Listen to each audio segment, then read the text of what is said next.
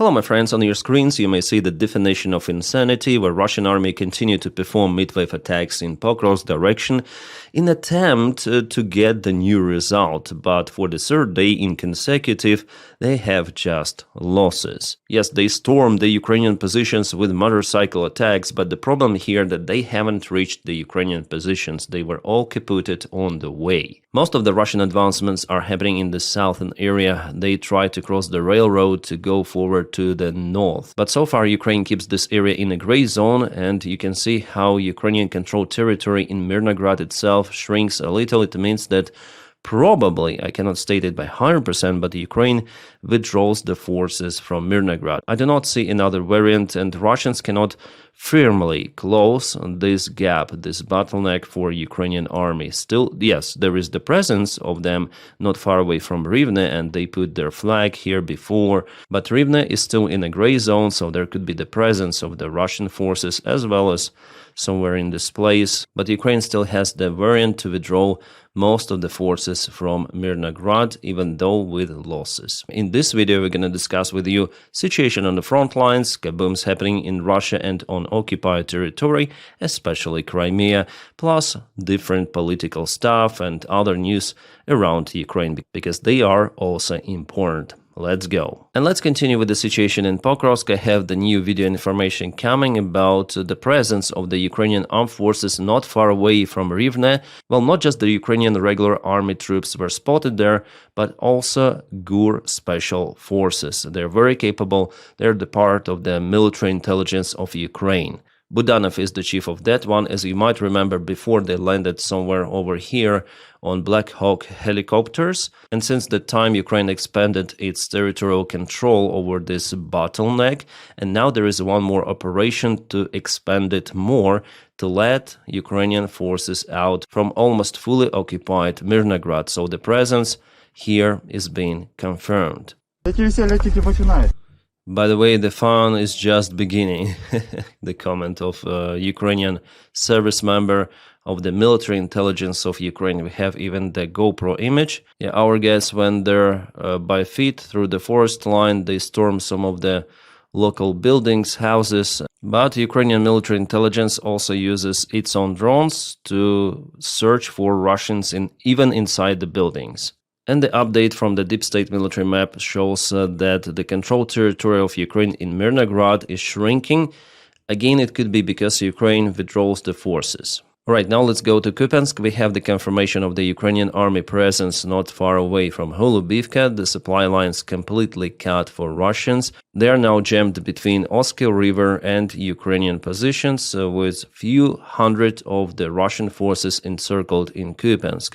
This is a big deal. Even though Russia loses hundreds of the troops per day in Ukrainian front lines, but still hundreds of them being encircled, it is important for multiple of the reasons, because it might create, first of all, the picture. Yes, if they all surrender to Ukrainian army, imagine just hundreds of Russians imprisoned by Ukraine, and they, by the way, started to surrender. Later on, I'm going to show you some of the images. So it will destroy the Russian propaganda about occupation of Kupiansk. Just, well, now it's been already destroyed with Zelensky's visit not far away from Kupiansk. Actually, he was on territory of the settlement, geographically. But some of the pro-Russian speakers still deny the full encirclement and cut of those supplies, saying that deep state military map is not correct.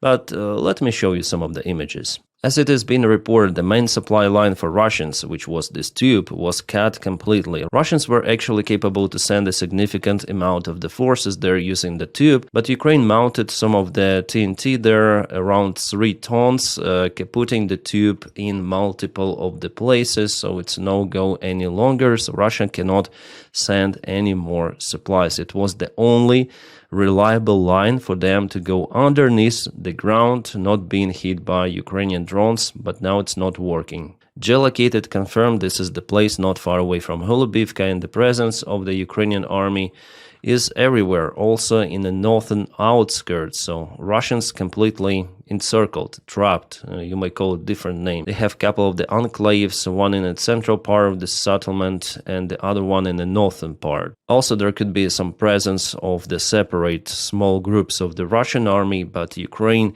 now clears the city. It might take some extensive period of time, even several months, because Russia has some of the spots to hide, buildings, basements. It's not an easy job, but Ukraine continued to do it. Yeah, sometimes Ukraine even has to cancel the entire buildings with aviation gliding bombs to demolish Russian positions. Sadly, but yeah, this city is no go any longer. It's ruined almost fully.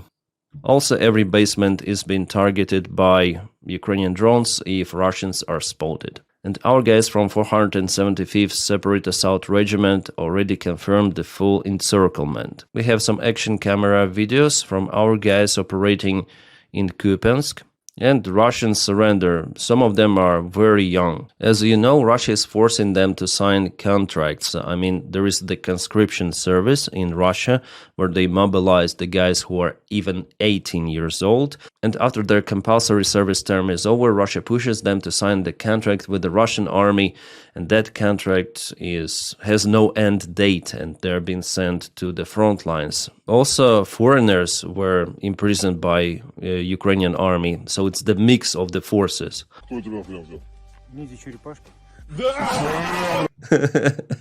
This is funny. Who imprisoned you?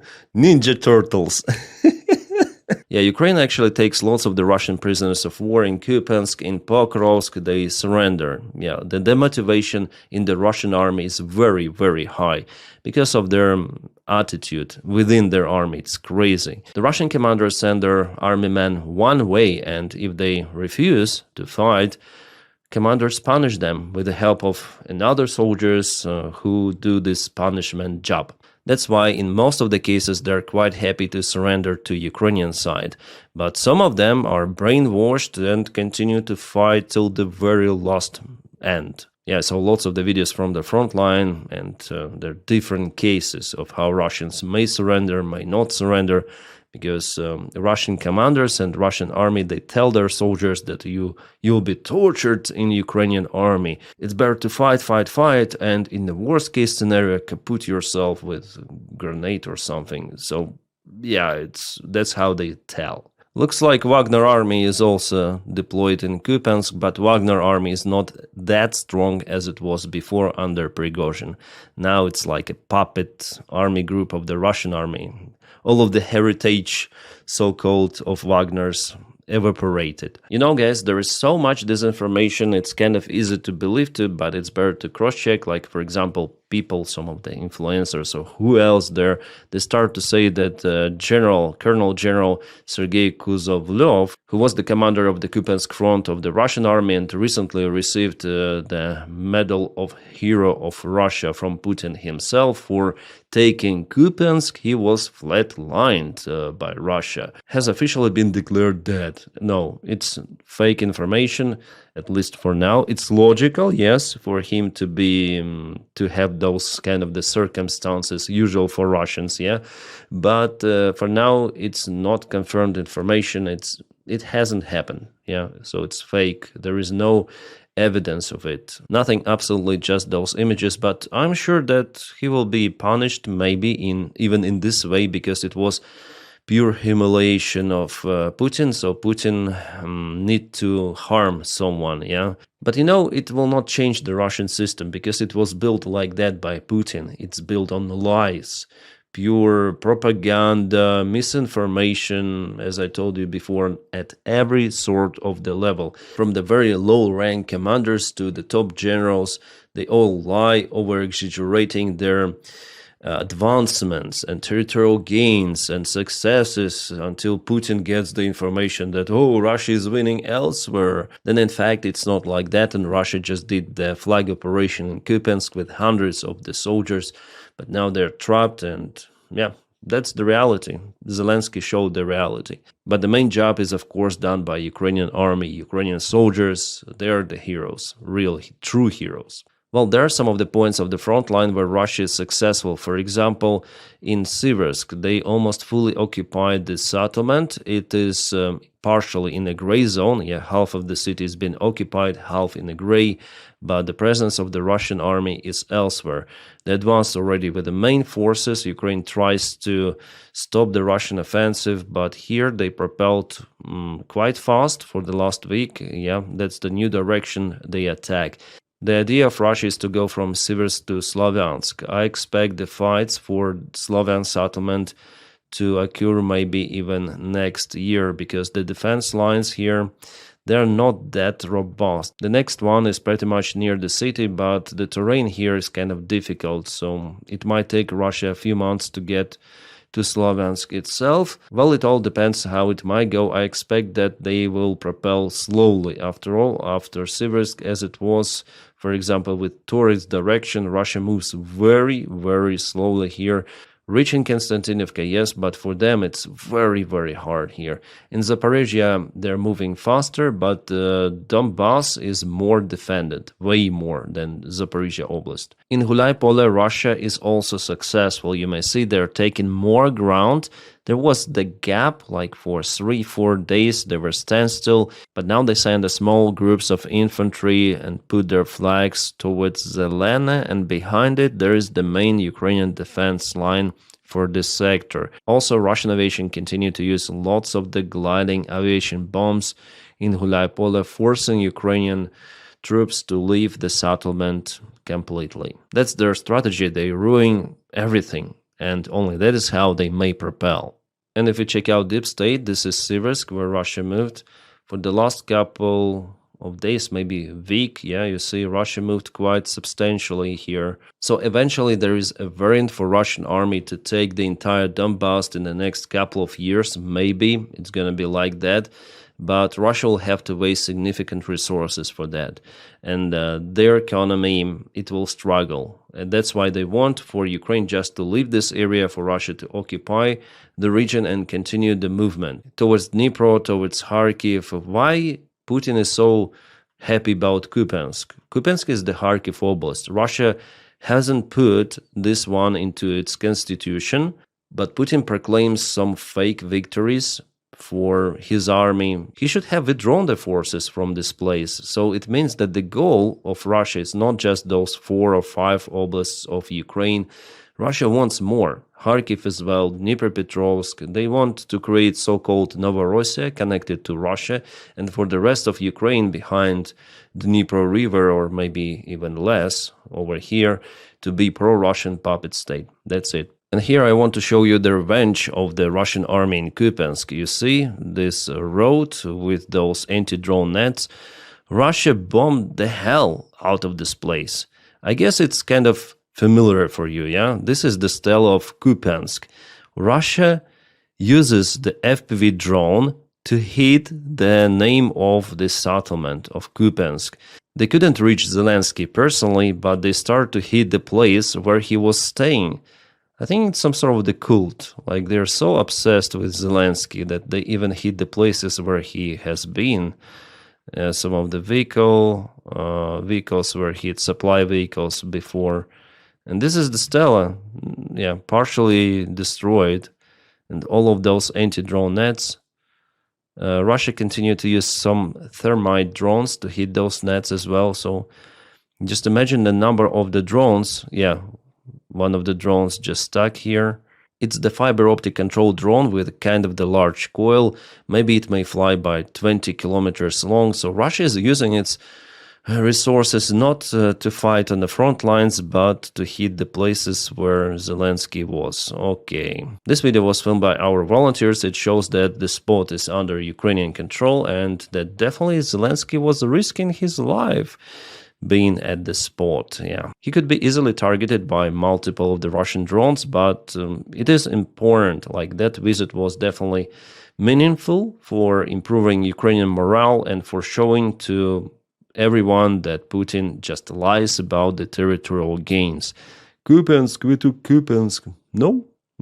You see here in the picture, the sign was not that significantly damaged as I showed you on the previous video. Alright, to some other news, we have this epic image or video, slow motion, of the crash of Antonov 22, the Russian cargo transport airplane, yes, of the Russian airspace forces. This airplane was damn old, and as you see, the empennage just separated away, probably because of the poor maintenance of the airplane. They didn't see the metal fatigue coming.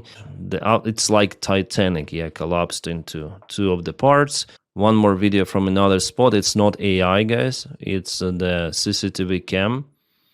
Yeah, all of the crew members are perished. They went to the lake, and Russia still tries to find them, but it's evident that it's no go.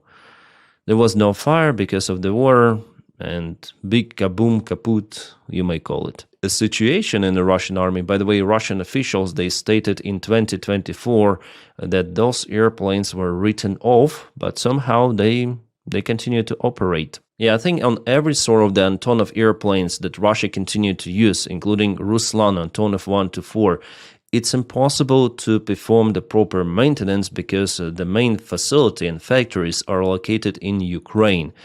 And Ukraine is not supplying spare parts for the engines, other components, and there are simply not enough specialists in Russia to conduct the proper maintenance. So how they fly, maybe those cases will be more happens in Russia, right?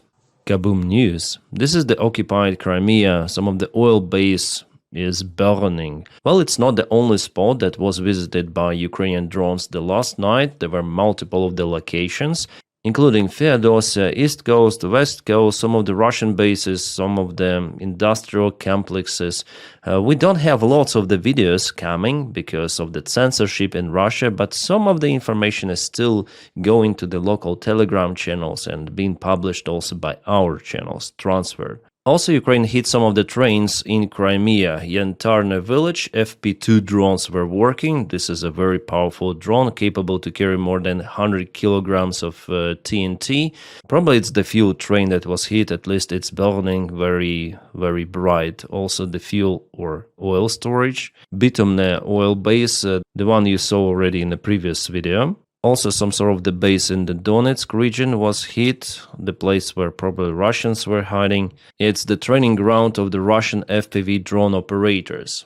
Awesome. Also in Russia itself, there were several of the kabooms. As usual, this is Kupiansk, Russian oil base. Tulska Oblast, Russia, some of the kabooms. Yeah, definitely, Christmas is coming.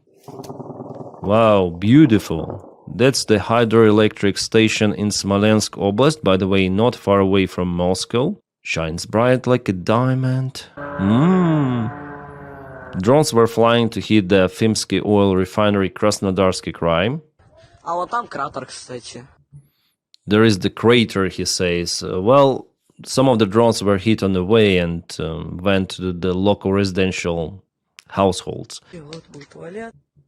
Eh? That's the standard Russian toilet. Okay. I wonder if the cameraman was in the toilet by the time of the kaboom. Maybe it saved him. And yes, the Trump color sky over Afimsky refinery. So some of the drones made it to the target. Some of them were shot down by the Russian air defense. As usual. Penza, Russia, something went wrong with the train. Oh, it's nasty there. Lots of the oil or maybe diesel fuel. It didn't ignite. Otherwise, it could be a little bit warm for locals. Looks like something went wrong with the train. And this is Ukraine already. Yakovlev 52 shuts down the Russian Shahid drone. War Thunder, yeah? Shahid is screaming, engine is still working, but boom, nice.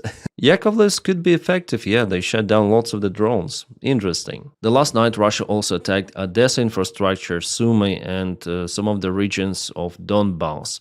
As usual, every night there are exchanges of the strikes from Ukraine, from Russia, but Ukraine aims just for Russian important logistic facilities, infrastructure, which is used to supply Russian army or support Russian economy. No civilian buildings are the targets for Ukraine.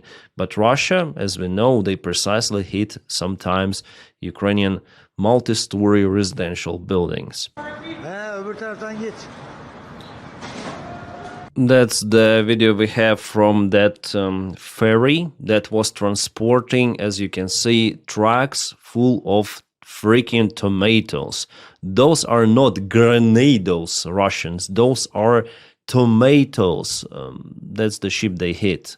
Russia already said that the ship was transporting military equipment for Ukraine. Well, it seems like Ukrainian soldiers may just throw tomatoes at Russians and it will be enough for Russians to kaput, looks like, according to the Russian propaganda. Yeah, that's what Russia is fighting against. They call it a response, but initially Russia targeted the LNG tanker, also in one of the Ukrainian ports. It was 1 month ago, and well before they hit lots of the Ukrainian port infrastructure.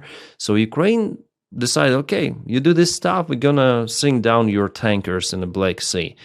And Russia now tells, oh, it's our response on those vessels supplying this military equipment to Ukraine.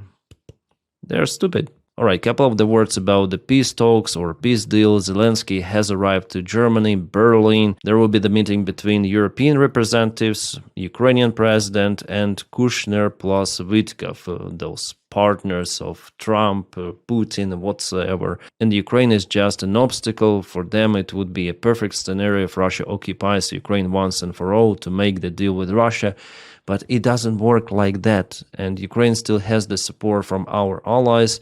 Zelensky said himself personally that we will not agree on giving Russia Ukrainian territories, and Russia will never accept another deal because they just want to take new territories, more territories. That's their goal.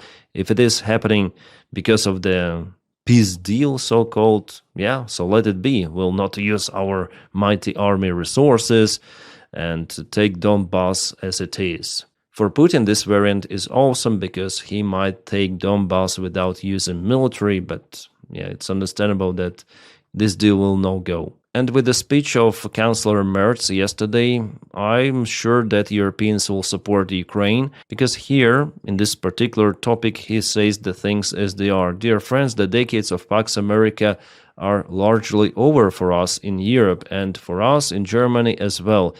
It no longer exists as we knew it. So the previous world order is being ruined by Donald Trump and Russia. That's the way it is. The Americans are now very, very aggressively pushing their own interests. And that can only mean one thing, that we too must now pursue our own interests. And dear friends, we are not so weak after all. We are not so small after all. Yes, European economy is still big, lots of the population, industry complexes, but Europe did some very stupid stuff, for example, with its nuclear power. As I see it, the decision to cancel this type of energy in Germany was not that great. For many of the factors, maybe I'm gonna tell it in separate video on my another channel. By the way, guys, I have another channel. Yes, it's called Captain Dennis, and every day I post videos there about random stuff and also a stream. So please check it out in the video description. Follow me there for more communication, maybe. It's a YouTube channel, it's not a Telegram, where we may discuss even the topic about European energy, maybe. So this American interest, yeah, it's now also a Russian interest, because they want to make some sort of the deal. I mean, Trump and Putin, they want to earn money and they want Europe to pay for everything. There is now the deal even about the Russian frozen assets that could be potentially used by Americans for reconstruction of the Russian economy. What? It is a war of aggression by Russia against Ukraine, against Europe, and if Ukraine falls, it won't end, so will not end. Just as the Sudetenland wasn't enough in 1938, Putin doesn't stop, and everyone who still believes he had enough, should carefully analyze his strategies, documents, speeches, and public appearances. That's what I tell on my channel exactly. You need to just listen what Putin says. He wants this war to continue. He declares it each time. He says nothing about peace. He says about the deal with America that pursue the interest of the special military operation. All of his officials, including himself, Putin, they say that they're gonna reach the goal of SMO, doesn't matter in diplomatic way or in military. That's how they say. But Vitkov, Trump, they are blind, or they want to be blind, it's better to say. They want to have this deal with Russia. They don't care about Europe. They don't care about Ukraine after all. Another problem for Europe that still it doesn't have that strong military production as, for example, the United States of America. It doesn't have the common army, common coordination, logistics, and the really decisive mechanism to use its military forces against the possible aggression.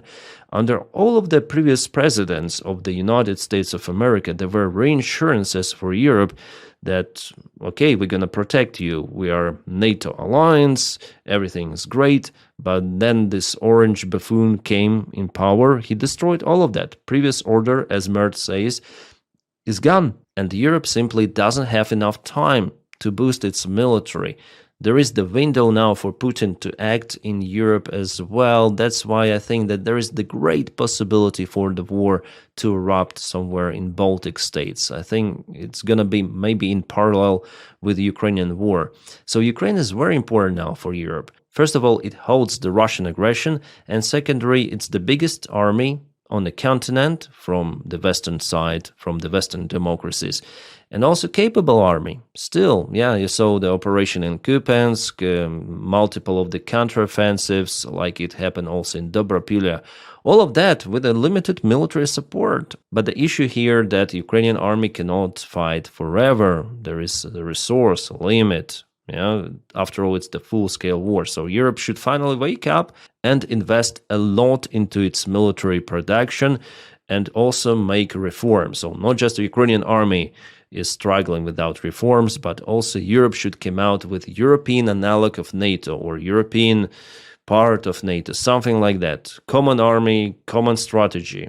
Otherwise, it's no go. But I'm not too much optimistic, because how can Europe be united with those stupid idiots in power? Also bureaucrats. It's not just about Orban, who says that confiscation of the Russian assets is the declaration of war against Russia. He's a Russian freaking puppet. But also the countries as Italy, Malta, Belgium, they're against the confiscation of those money which could be spent to boost European military. Partially send the weapons to Ukraine, partially improve your own army. No, they're still blind. They're just obsessed with those money. They do not understand the real threat coming. It's not about money after all.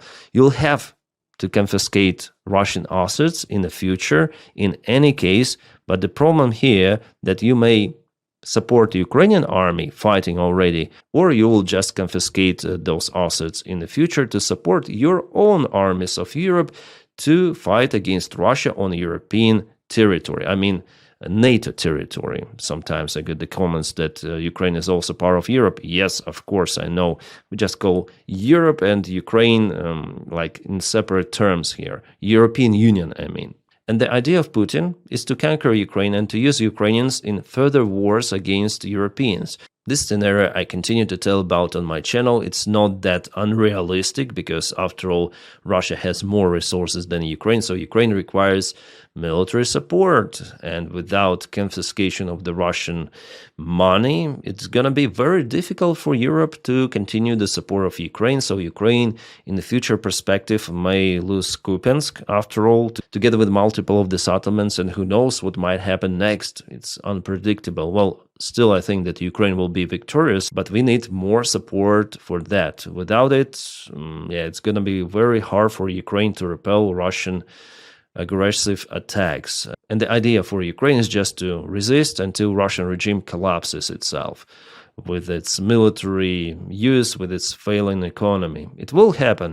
but not very soon. One more problem in Europe, that there are the forces that destroy it from within, far right and far left. For example, this is far left force with Greta Thunberg in charge. L'alternativa che il capitale ci propone è la produzione di armi. So here they are against the production of the weapons in Europe. Europe should be peaceful like this rainbow unicorn or something like that. But, there are wolves around. Wolf across the ocean, the United States of America, that wants to kaput European Union and Europe itself, to disperse it to the different states, far right mostly, would be easy to control. Or let's say so-called far right, because in Hungary it's just kleptocrat dictatorship, for example. And wolves from the Russian side, the most aggressive, maybe you might call it a bear. That bear is bleeding, it is crazy, it has rabies, it is willing to attack anyone around. But no, unicorn should be pink and fluffy. Yeah, we are far lefties. What is this? A new type of the swastika? For me, far left, far right are the same, especially if we speak about the foreign policy. I hate Nazis, I hate communists, and what I see here are the communists. So their policy and the policy of, let's say, Orban is the same. We should not arm our countries, we should not defend ourselves. That's what they say. And you know what? Russia supports both of the sides. It was uncovered multiple of the times that far left and far right, they receive money from Russia. Yeah, two biggest problem for Europe, lack of unity and lots of the chauvinist populist parties, which could win in elections, block of the military support for Ukraine, block all of the military initiatives within Europe, and that will lead to the big war, so prepare for that. There are some of the tweet wars between Siarto and Radislav Sikorsky. Here's what Hungarian dictators saying. We understand you really want a Russia with Europe war. We will not let ourselves be dragged into your war.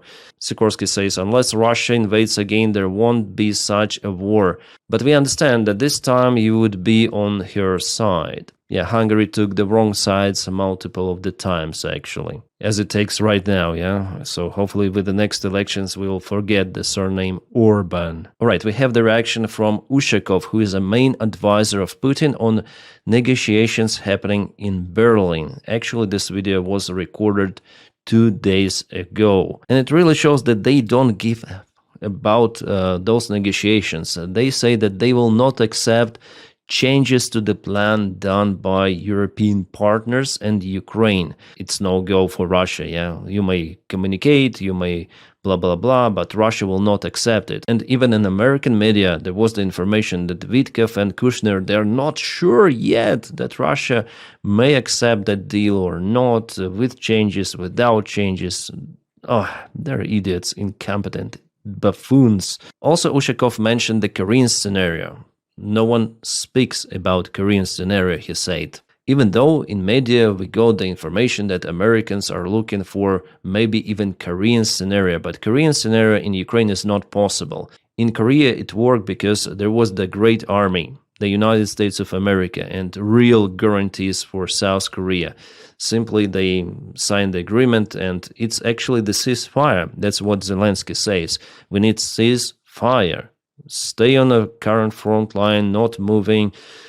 But Russia, they want to occupy more territories. They want entire Donbass, create, as they call, the buffer area. But the buffer area will be taken by Russia pretty much easily.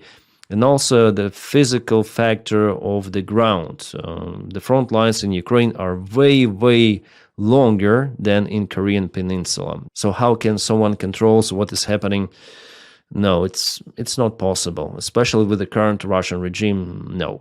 So unfortunately, guys, this war will continue, may continue for years and years ahead.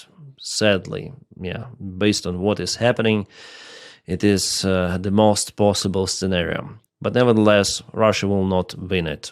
Absolutely. And guys, thank you for your kind support on Patreon and membership. The link for my Patreon is in the video description right below. As for the membership, you may just press the join button somewhere over here. If not, if you don't have this opportunity or willing to support me in that way, just press like to this video and subscribe for the channel. That's how you propel this video in the YouTube algorithms. Thank you so much for that as well. My friends, I wish you all a peaceful sky wherever you are, and have a great time.